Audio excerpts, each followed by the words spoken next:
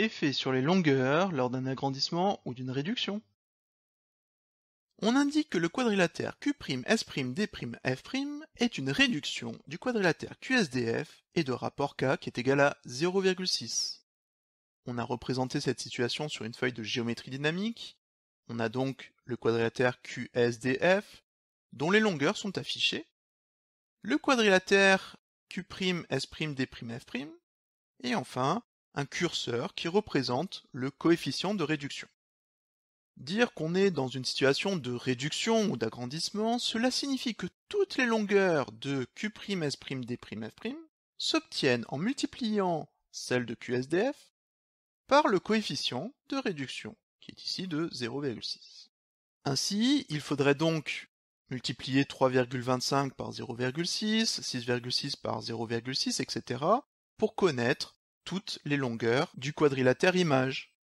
On pourrait utiliser une feuille de calcul. Cependant, puisqu'on doit effectuer toujours la même opération, qui est de multiplier par 0,6, on peut utiliser une feuille de tableur. Donc, contrôle document, pour pouvoir ajouter une nouvelle page, et on rajoute tableur et liste.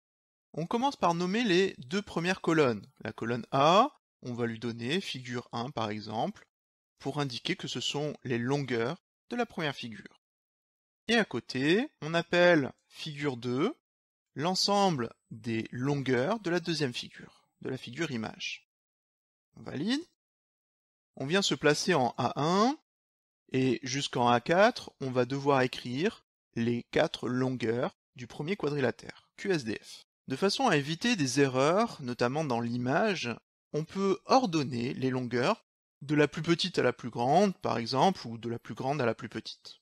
On avait donc 3,25, 6,6, 9,3 et enfin 9,4.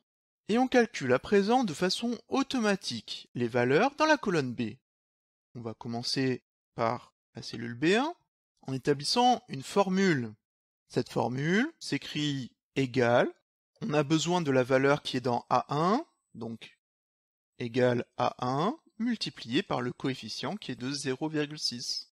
On valide, on obtient 1,95. Cela signifie que sur la figure image, la longueur qui correspond à la longueur de 3,25 sur la figure de départ mesure 1,95 cm.